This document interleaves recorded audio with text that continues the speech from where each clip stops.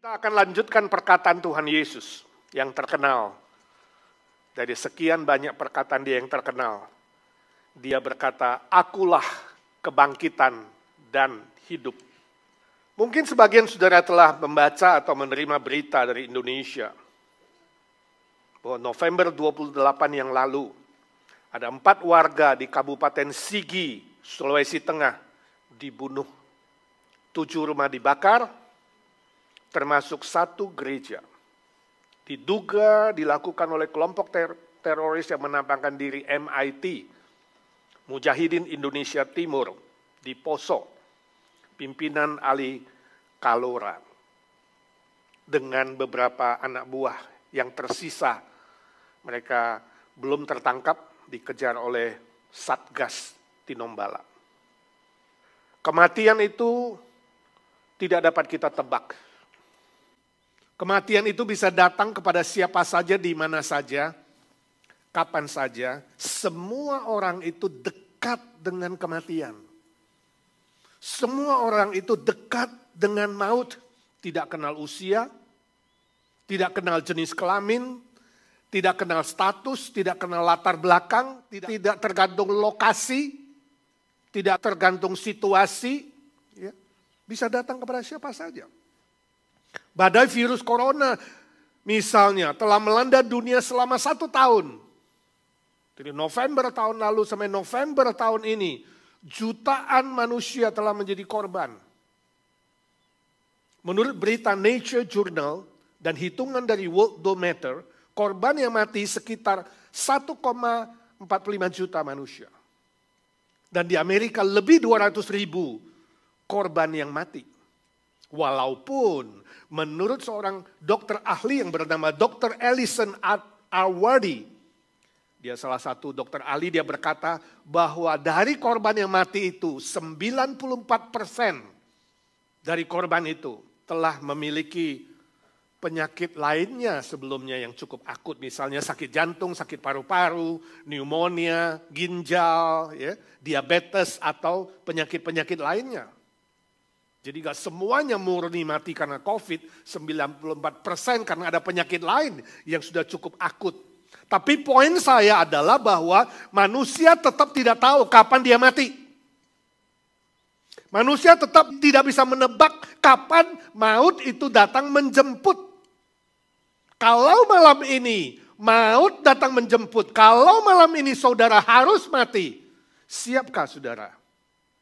Siapkah saudara kalau saudara harus meninggalkan dunia ini? Ingat, hanya mereka yang memiliki garansi dari Yesus Kristus. Jaminan dari Yesus Kristus akan siap menghadap kematian. Akan siap menghadap panggilan Tuhan. Kapanpun itu terjadi. Sebab apa? Sebab perkataan Yesus tidak pernah salah. Salah satu perkataan Tuhan Yesus yang sangat terkenal yang menjamin kita adalah dia berkata, "Akulah kebangkitan dan hidup." Ini yang mau kita pelajari, saudara. Mari kita baca firman Tuhan dalam Yohanes 11 ayat 21 sampai 27. Kita membaca bersama-sama, demikian firman Tuhan. Maka kata Marta kepada Yesus, "Tuhan, sekiranya Engkau ada di sini, saudaraku pasti tidak mati. Tetapi sekarang pun aku tahu bahwa Allah akan memberikan kepadamu segala sesuatu yang engkau minta kepadanya." 23, kata Yesus kepada Marta, "Saudaramu akan bangkit." 24, kata Marta kepadanya, "Aku tahu bahwa ia akan bangkit pada waktu orang-orang bangkit pada akhir zaman." Jawab Yesus, "Akulah kebangkitan dan hidup. Barang siapa percaya kepadaku, ia akan hidup walaupun ia sudah mati."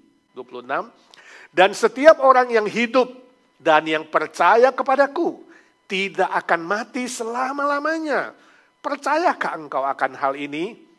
Jawab Marta, "Ya Tuhan, aku percaya bahwa engkaulah Mesias, anak Allah, dia yang akan datang ke dalam dunia." Nah, saudaraku, konteksnya di sini adalah bahwa saudaranya Marta, Lazarus, telah meninggal. Yesus sudah diberitahu bahwa Lazarus, sahabatnya, meninggal. Tapi Yesus belum datang. Sudah 4 hari dia mati. Yesus belum muncul. Marta sangat-sangat menyesal. Kenapa Yesus terlambat? Seolah-olah Yesus gak peduli. Sudah dengar kabar kok gak datang-datang. Itu sebabnya 21 dia katakan, sekiranya engkau ada di sini Tuhan. Pasti dia gak mati. Jadi ada sedikit penyesalan di sana. Tapi bagi Yesus, waktu itu bukan masalah. Sebab Yesus adalah Allah yang tidak dibatasi waktu sebenarnya. Dia kekal. Bagi Yesus mau kemarin, mau hari ini, mau besok, selama-lamanya. Dia tidak pernah berubah. Bagi Yesus bukan soal waktu, bukan masalah. Bagi kita waktu itu masalah. Kita maunya cepat ya kalau berdoa. Kalau mau diberkati maunya cepat, instan, kalau bisa sekarang. Tuhan aku mau. Aku mau dapat kerjaan, aku mau diberkati, aku mau dapat anak. Ya Tuhan sekarang, kita maunya cepat. Itu manusia. Kita mau ngatur Tuhan dengan waktu kita, keinginan kita. Jelas bagi Tuhan, dia ada waktunya. Dia ada bijaksananya. Dia ada kedaulatannya. Jangan coba mengatur waktu Tuhan. Jangan coba mengatur kedaulatan Tuhan. Jangan coba mengatur kebijakan Tuhan. Bagian kita adalah mentaati firman-Nya. Mentaati janjinya, pegang firman-Nya. Dan nantikan waktunya. Nantikan bijaksananya. Maka saudara ketika kau belajar taat. Di situ saudara akan melihat kebaikan Tuhan. Cinta kasih-Nya. Dan perbuatannya yang ajaib. Itu sebabnya Yesus meyakinkan Marta bahwa, hei saudaramu Lazarus bakal bangkit. Marta masih mikirkan akhir zaman. Nanti akhir zaman dia akan bangkit. Ya, karena semua orang akan dibangkitkan untuk diadili. Yesus bilang tidak. Saudaramu akan bangkit hidup lagi.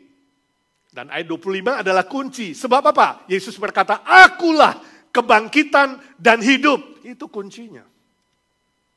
Kalau Yesus mau Lazarus bangkit langsung bisa. Dia mampu melakukan mujizat. Bukan nanti saja di akhir zaman. Tapi saat itu juga. Dia mampu melakukan mujizat. Dan akhirnya mujizat terjadi. Kita tahu kalau saudara baca terus Lazarus dibangkitkan. Dipanggil keluar dari kubur. Hei Lazarus keluarlah. Dengar dulu atau keluar dulu? Atau bangkit dulu? Waktu Yesus bilang, hei Lazarus keluarlah. Lazarus dengar dulu atau dia bangun dulu? Hah? Dengar dulu, orang mati bisa dengar. Bangkit dulu, gak dengar bisa bangkit. Itulah ajaibnya. Yesus tidak dibatasi oleh waktu. Jangan selalu berpikir kiri dulu, kanan dulu. Ini dulu, itu dulu. Bagi Tuhan gak ada yang ini dulu, itu dulu. Dia bisa sekaligus. Amin. Jangan atur waktu Tuhan. Dia tidak dibatasi oleh waktu. Lazarus bangkit. Dia bangun kembali. Sebab Yesus adalah kebangkitan dan hidup. Hari ini kita mau belajar 2 pengertian. Apa maksudnya ketika Yesus berkata, akulah kebangkitan dan hidup. Yang pertama, jaminan hidup sesudah kematian. Ayat 25b. Yang percaya kepadaku, kata Yesus, akan tetap hidup walaupun sudah mati. Walaupun sudah mati, akan hidup. Berarti jaminan hidup sesudah mati dari muka bumi ini. Itu maksudnya, akulah kebangkitan dan hidup. Nah, orang-orang Yahudi itu, ya, khususnya dalam kepercayaan terhadap orang mati itu ada 2 golongan. Salah satu golongan namanya Saduki. Nah, Saduki itu gak percaya kalau ada kebangkitan. Orang-orang Saduki. Gak percaya kalau mati itu nanti akan bangkit kembali, lalu kemudian diadili. Enggak, mati ya habis. Kayak hari ini konsep nihilisme, nihil, nol. Ya mati ya habis. Gak ada lagi, hilang. Jadi sekarang boleh puas-puasin. Ya, orang begini melarikan diri dari kenyataan. Puas-puasin hidupmu. Sesukanya mau berdosa, mau berbuat jahat, oh nanti gak ada kebangkitan, gak ada pengadilan. Membohongi diri sendiri. Saduki. Itu sebabnya Yesus sengaja melakukan mujizat ini. Dengan satu tujuan ingin mendidik orang Saduki. Hei, jangan kamu kira gak ada kebangkitan. Sekarang aku buktikan ada kebangkitan. Mengerti? Saduki terbelalak. Wow, ternyata orang yang mati bisa bangkit lagi. Konsep mereka diperbaiki oleh Tuhan Yesus ketika Yesus melakukan mujizat ini. Oh saudaraku, inilah penghiburan yang terbesar. Kebangkitan Kristus menjadi penghiburan terbesar bagi kita. Menjadi garansi jaminan bahwa setiap orang yang percaya kepadanya akan tetap hidup walaupun sudah mati. Kalau ada jaminan seperti ini, hati kita tenang, betul gak? Hati kita damai. Hati kita teduh, walaupun di sana sini kita mendengar, wah sudah berapa korban mati, statistik jadi begini, statistik jadi begitu. Kita nggak digoyahkan oleh berita-berita gituan. Hati saudara jangan gelisah oleh berita-berita begituan. Hati saudara tetap tenang. Sebab apa? Ada jaminan dari Tuhan Yesus dan dia tidak pernah salah. Manusia bisa salah? Bisa? Statistik bisa salah? Bisa? Tuhan nggak bisa salah. Walaupun kamu sudah mati, kamu akan hidup. Wow, ini memberikan kedamaian. Sebab apa? Kematian Tuhan Yesus menggantikan dosa kita. Jadi kematian kalah sudah, keok. Sengatnya ya patah sudah. Kuasanya hancur sudah. Kematian Yesus mengalahkan kuasa maut. Kematian Yesus mengampuni dosa kita yang membuat kita ketakutan. Ketakutan itu dosa yang belum selesai. Belum beres dengan Tuhan. Dan Yesus, salibnya, kematiannya mengampuni dosa kita. Setiap orang yang percaya mendapatkan kedamaian itu. Kalau saudara tahu dosamu diampuni tenang nggak? Kalau kita tahu dosa kita diampuni, pasti tenang, pasti damai. Ya kan? Coba kalau kamu tahu kamu bakal dihakimi. Wah, takut terus. Ya kan? Dapat tiket aja kalau belum selesai itu rasanya deg-degan gitu ya. Saya baca sebuah cerita seorang penjahat besar di Jepang. Namanya Tokichi Ishii. Namanya unik sekali ya. Tokichi Ishii ini suatu kali dia penjahat yang terbesar. Di dalam penjara dia dikasih Alkitab dan dia baca. Waktu dia baca, dia bilang, aku sangat terharu. Khususnya waktu Yesus disalib, dia berkata kalimat pertama, Bapa ampunilah mereka, sebab mereka tidak tahu apa yang mereka perbuat. Membaca kalimat itu dia terharu. Dia katakan, hatiku tergetar membaca itu. Ada orang yang sedemikian, pastilah dia Tuhan. Waktu membaca itu rasanya aku merasakan sebuah paku yang panjangnya 5 inci ditancapkan di hatiku. Seluruh dosaku dan kesalahanku dia ampuni. Dan aku mau menerima Tuhan Yesus. Aku bertobat. Ini kesaksian dia. Dan ketika aku bertobat dan menerima Yesus menjadi juru selamatku, aku diberi kedamaian. Aku diberi ketenangan. Kini aku menjadi manusia yang baru. Aku menjadi manusia baru yang bisa bersuka cita. Bisa tenang, bisa damai. Dan aku sekarang bisa senyum setiap hari. Coba lihat, saudara senyum enggak? Yesus Kristus telah membuat si penjahat itu hidup kembali. Saudara mengerti? Ini kebangkitan. Hidup kembali. Hidup yang sejati. Sebab manusia yang masih dibelenggu oleh dosa, sebenarnya manusia yang mati. Walaupun masih berjalan di muka bumi ini. Dia mengatakan, aku hidup kembali.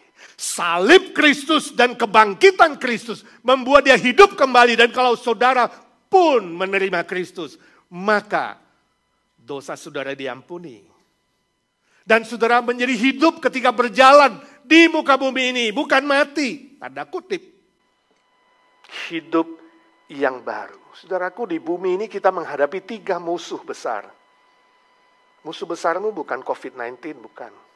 Musuh besar pertama adalah dirimu sendiri.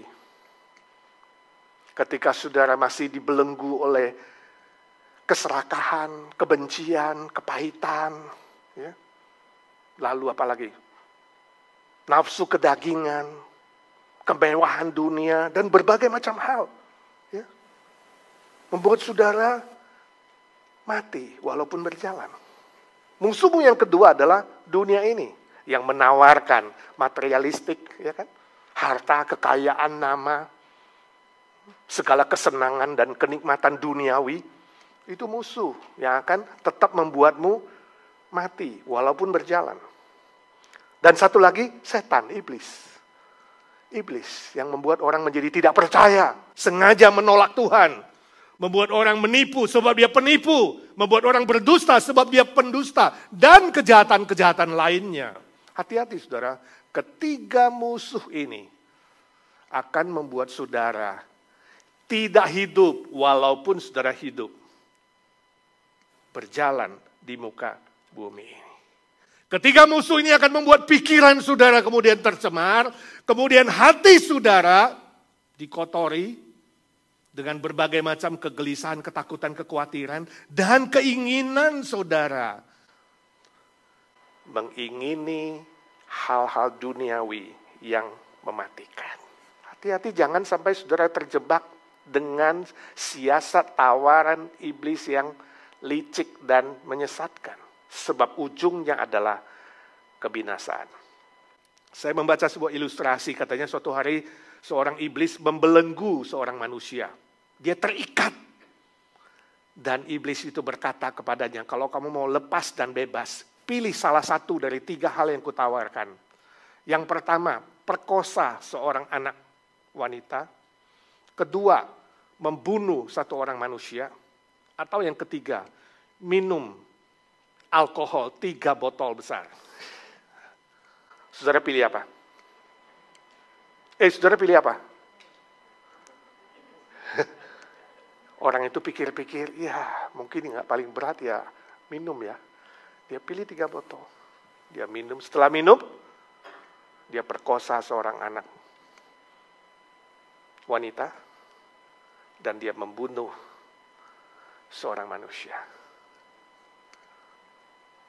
Jangan kira tawaran iblis itu kelihatan manis, menarik. Tapi terus saudara akan diikat. Selalu membahayakan. Selalu akibatnya fatal. Selalu akibatnya mengerikan. Hati-hati. Tidak ada tawaran iblis yang baik. Hanya tawaran Tuhan Yesus. Yang memberimu ketenangan, kedamaian, sukacita, dan jaminan hidup kekal. Mungkin saudara masih ingat salah satu mungkin, tapi sudah lama ini, beberapa tahun lalu, berita yang menggoncangkan dunia. Khususnya di Nepal. Ini menjadi catatan sejarah hitam di Nepal. Sebab apa? Sebab pangeran mahkota yang bernama Dipendra, dia telah minum-minum dan mabuk, dan menembak ibunya sendiri, Ratu Aishwarya. Dahinya hancur, bayangkan mamanya sendiri. Lalu dia menembak ayahnya, Raja Birendra. 3 peluru di kepala bapaknya. Lalu dia menembak adiknya yang perempuan, Putri Sruti, di perut adiknya. Dan juga adik raja, pamannya, ya Pak, disebut Pangeran Direndra. Dan adiknya sendiri yang bernama Nirajan. Hanya karena mabuk menembak 7 anggota keluarga kerajaan. Ini gempar saudara di Nepal. Catatan sejarahnya hitam. Ini bukan ilustrasi, ini sungguh-sungguh terjadi. Kalau saudara dibelenggu oleh iblis, hati-hati, hanya Kristus yang bisa membebaskan saudara. Seorang teman saya di Sulawesi, dia bilang, ini di Sulawesi ya, khususnya di Manado, itu ada pantun Manado katanya. Soal jahatnya alkohol minum-minum itu. Minum segelas untuk cuci darah. Minum 2 gelas menjadi banyak bicara. Minum 3 gelas bisa lupa saudara. Minum 4 gelas masuk penjara. Saya tambahkan, tidak bertobat masuk neraka. Kalau ada bibit dosa, ada sesuatu yang membelenggumu, kamu tidak selesaikan, terus akan melipat, lebih mengikatmu dan akhirnya mematikan saudara. Permisi tanya, adakah hal-hal tertentu yang membelenggu saudara selama ini? Saya tidak tahu, Tuhan tahu. Tuhan tahu. Iblis juga tahu, malaikat juga tahu, engkau juga tahu, minimal 4 yang tahu. Jadi bukan gak ada yang tahu, ada yang tahu, minimal 4. Saudara membutuhkan salib Kristus. Saudara membutuhkan kematian Kristus yang menanggung seluruh hukuman dosamu. Dan saudara membutuhkan jaminan kebangkitannya. Ketika dia berkata, akulah kebangkitan dan hidup. Dia menjamin itu, dosamu diampuni. Walaupun kamu mati, kamu tetap hidup, tidak dihukum mati selama-lamanya. Amin. Datang kepadanya. Datang kepadanya dengan rendah hati mengatakan, Tuhan, aku tidak mampu menyelesaikan hutang dosaku. Aku tidak mampu menyelesaikan belenggu yang mengikatku Tuhan, tapi kuasa kematian dan kebangkitanmu, salib dan kebangkitanmu mampu, dan aku mau Tuhan. Tuhan cuma minta sebuah hal, mau rendahkan hati dan mengatakan, aku mau Tuhan menerima engkau menjadi juru selamatku. Yang kedua, apa artinya ketika Yesus berkata, akulah kebangkitan dan hidup, itu berarti dia memberimu keberanian menghadapi maut. Ketika masih di dunia ini. Ayat 26. Setiap orang yang hidup, yang sekarang ini, dan yang percaya kepadaku, tidak akan mati selama-lamanya. Ini memberi kita keberanian.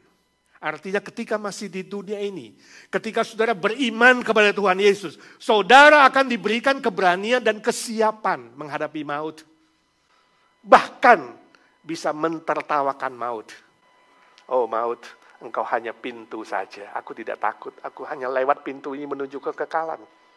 Oh maut, engkau sudah ditaklukkan oleh kebangkitan Kristus. Maut hanya pindah tempat saja. Sebab Yesus menjaminnya. Itulah tujuan Mesias datang, Juru Selamat datang. Sudah melihat tadi tujuan dia membangkitkan Lazarus. Selain dia berbicara kepada Saduki, dia berbicara kepada Farisi dan ahli Taurat. Ini 2 golongan, saudara. Saduki, Farisi, ahli Taurat. Yang satu tidak percaya kebangkitan, yang satu tidak percaya Mesias. Tidak percaya kalau Yesus itu adalah Bapa yang mengutusnya ke bumi ini. Dan Yesus buktikan ketika dia membangkitkan Lazarus. Mesias mampu membangkitkan orang mati. Dan kini terbukti. Makanya Marta mengatakan, ya Tuhan, aku percaya engkaulah Mesias. Anak Allah yang maha tinggi yang diutus oleh Bapa. Mata mereka terbelalak. Inilah Mesias yang sejati. Ada bukti apa lagi? Kalau hari ini saudara mencari juru selamat, bukti apa lagi yang saudara cari? Cukup dengan kebangkitan Yesus. Cukup dengan kuasanya yang mampu membangunkan Lazarus yang sudah 4 hari di dalam kuburan. Itu bukti. Lazarus hidup kembali keluar. Dan orang-orang percaya Yesus adalah juru selamat. Permisi tanya, sudahkah engkau memperolehnya? Ya Pak, nantilah Pak. Tunggulah, bukan hari ini. Ketika engkau masih hidup, bukan nanti. Nanti juga tahu. Besok bisa game over. Tadi dikatakan, ketika engkau hidup, engkau percaya. Bukan tunggu kiamat. Bukan tunggu mati baru didoakan. Bukan tunggu nanti udah kepepet, udah gak bisa bangun. Bukan, sekarang adalah waktu untuk menerima Kristus, percaya kepadanya. Dan dia memberimu jaminan itu. Sebab hari ini adalah hari keselamatan. Keselamatan hanya terjadi ketika engkau masih bernafas di bumi ini. Manusia hidup 1 kali, mati 1 kali, kemudian akan dihakimi. Itu kata firman Tuhan. Bila saudara hari ini mau percaya, seperti pertanyaan Yesus kepada Marta, percayakah engkau akan hal ini? Marta menjawab yes. Maukah saudara menjawab yes? Kalau hari ini saudara menjawab ya, aku mau percaya seperti Marta yang tadinya ragu-ragu. Maka kematian itu tidak menakutkan lagi. Maka maut hanyalah sebuah pintu menuju kekekalan. Maka saudara mendapat prinsip hidup dan cara hidup yang baru. sesuai dengan firman Tuhan, maka saudara akan diberi kekuatan dan makna yang baru dalam menjalani hidup ini. Hidup saudara lebih bergairah, lebih dinamis, ya, lebih bersuka cita, gak cepat khawatir, ya, berani menjalani hidup detik per detik bersama Tuhan, kalau kamu tahu Tuhan mendampingimu. Sama seperti Rasul Paulus berkata dalam Roma 14 ayat 8, jika kita hidup untuk Tuhan. Jika kita mati untuk Tuhan. Jadi baik mati, baik hidup, kita adalah milik Tuhan 100%. Kau tidak mengontrol hidupmu lagi. Kau tidak mengontrol dan menjadikan dirimu Tuhan, tapi Dia Tuhan atas orang hidup dan orang mati. Dia yang mengontrol hidupmu. Mati untuk Tuhan, hidup untuk Tuhan. Seorang teman kirimkan sebuah cerita, katanya di Jakarta, suatu kali ada seorang ibu dari Manado lagi, marah-marah di Komdak di Jakarta. Sebab dia beli sebuah mobil bekas. Ke Komdak, polisi menyuruh dia balik nama. Dia marah-marah. Dia katakan, Pak, sampai mati saya tidak mau balik nama. Polisi bilang, gak bisa. Nama yang lama udah gak dipakai, Bu. Ibu beli mobil baru harus ganti nama, balik nama. Itu namanya balik nama. Tapi gak bisa, aku berani mati untuk nama saya. Aku tidak mau balik nama. Aku siap mati, Bapak tembak saya tidak mau balik nama. Wah, polisi bingung lah. Kenapa, Ibu? Masalahnya apa? Coba Bapak baca nama saya. Maya Rolot. Maya Rolot, coba dibalik jadi apa? Tolor ayam. Nama bagus-bagus jadi tolor ayam. Saya tidak mau balik nama. Tembak saya. Saya berani mati untuk nama saya. Ini humor pasti. Permisi tanya, saudara berani mati untuk siapa? Hari ini. Saudara mau mati untuk dirimu sendiri? Mati untuk siapa dan untuk apa kamu mau mati? Ada orang rela mati gara-gara uang, betul nggak? Nama aja berani mati, apalagi duit. Kamu mati untuk apa? Mati karena duit? Mati demi nama? Mati demi keluarga? Saudara berani mati untuk apa? Paulus katakan, hidup untuk Tuhan, mati untuk Tuhan. Hah, Pak, Bapak sih khotbah gampang. Bapak belum mengalami sih. Ya. Belum mengalami. Coba kalau anaknya mati. Coba kalau mati karena sakit COVID. Coba kalau ada yang suaminya mati. Ya. Anaknya masih kecil-kecil. Coba kalau matinya mendadak. Kita gak siap kan? Ngomongnya sih gampang. Berani mati untuk Tuhan. Hidup untuk Tuhan. Tapi Bapak udah alami belum? Sulit kan, Pak? Sulit gak? Halo? Memang tidak mudah. Hidup untuk Tuhan, mati untuk Tuhan. Apalagi menghadapi maut. Maut itu secara manusia menyedihkan. Sedih kalau ada yang mati. Normal. Mati itu menakutkan. Wajar, normal. Tapi saudaraku, secara rohani itu Tuhan akan beri kekuatan yang lebih besar. Amin. Itu loh kepercayaan kita. Itu loh iman kita. Memang sulit. Memang tidak gampang. Memang menyedihkan dan menakutkan. Tapi kuasa kebangkitan Kristus melampaui ketakutan itu. Amin. Melampaui kesedihan itu. Sehingga kita tetap diberikan kesiapan dan keberanian. Pasti, bukan bohong. Sebab Yesus tidak pernah berdusta dan kata-katanya tidak pernah salah. Itu yang harus kita pegang. Suatu kali ada seorang pendeta. Dia periksa ke dokter, dokter bilang sakitmu sudah terlalu gawat. Ya, kamu tinggal 5 bulan lagi. Nah saya tanya, enak mati mendadak atau enak matinya dikasih tahu dulu? Saudara mau dikasih tahu dulu nggak? Umurmu tinggal segini, tambah stres nggak? Bisa matinya lebih cepat nggak? Itu sebabnya Tuhan nggak kasih tahu. Kalau kasih tahu lebih pusing kan? Dokter bisa kasih tahu, tapi belum tentu betul. Dosen saya misalnya Pak Stephen Tong dikasih tahu, waktu dia sakit liver mengeras, dokter bilang tinggal 2 tahun. Dia bilang, dokter kamu salah. Nah ini hebat ini. Saya lulus sudah 30 tahun menjadi muridnya, dia belum mati. Dokter salah kan? Dokter bilang, hidupmu 5 bulan lagi. Kalau kamu ngomong sama kamu takut gak? Atau kamu seperti dosen saya bilang, dokter kamu salah. Tuhan yang tahu umurku, bukan kamu. Dia bilang, saya masih ada tugas yang saya harus selesaikan. Dan Tuhan beri saya tugas. Dia mulai reform Injili di Jakarta. Dan hari ini menjadi begitu besar. Belum mati. Tapi terus terang kalau dokter bilang begitu, kita gimana? Ya, seperti itu. Betul gak? Pendeta juga bisa takut. Bisa takut gak pendeta? Bisa. 5 bulan lagi kalau bilang sama saya, Pak Edi, hidupmu 5 bulan lagi. Ikut Pak Tong atau ikut perasaan sih? Sedih juga itu pendeta dibilang begitu, takut juga. Tapi yang lebih takut dia bilang, aku lebih takut ngomong sama istri saya. Sebab istri saya itu sakit jantung. Nah kalau saya ngomong 5 bulan lagi, dia kira-kira shock gak? Bisa rebah duluan gak? Rebah duluan. Bingung kan? Sendiri menanggung, biasanya kasih tahu istri, sekarang gak bisa kasih tahu. Pendeta juga ada stres loh saudara, tahu nggak? Itu sebabnya doakan pendetamu ya. Nggak ngomong aja dia, kan?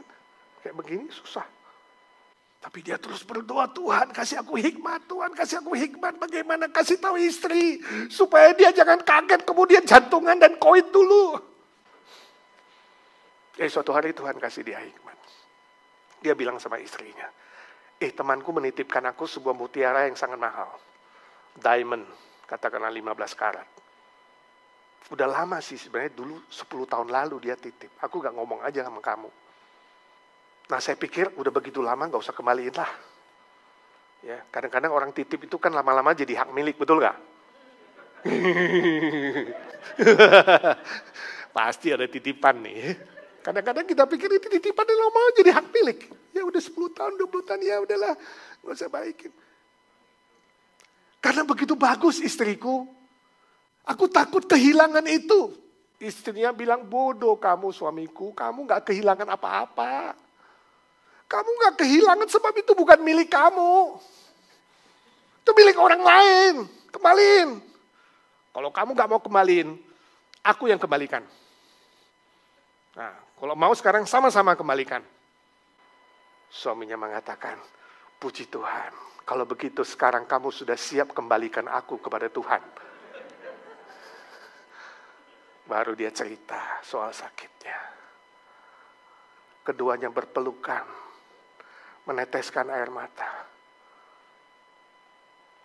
Sedih bercampur terharu, tapi di balik itu ada iman, yaitu ketaatan dan berserah. Tuhan, kapanpun kau panggil, hidup kami berdua adalah milikmu. Sebab hidup untuk Tuhan, mati untuk Tuhan. Soal waktu urusan Tuhan. Dokter bisa salah, kata orang bisa salah, statistik bisa salah, situasi bisa berubah. Tuhan tidak pernah salah. Waktu di tangan Tuhan. 1, 2, 3. Waktu di tangan Tuhan. Bagianku taat dan berserah. Bagianku taat dan berserah. Amin. Mari kita doa. Ya Tuhan, suara hamba-Mu sudah berhenti. Ya Roh Kudus, hamba-Mu minta Engkau terus berbicara kepada setiap pribadi. Di hati, di pikiran, di jiwa. Hidup atau mati kami ini milik Tuhan 100%. Ajarlah kami taat dan berserah. Setia kepadamu apapun yang terjadi. Sebab Engkau tidak pernah salah. Kami berdoa, bersyukur dan bertekad dalam satu nama Tuhan Yesus Kristus. Juru selamat dan penebus kami yang hidup selama-lamanya. Amin. Tuhan berkati saudara sekalian.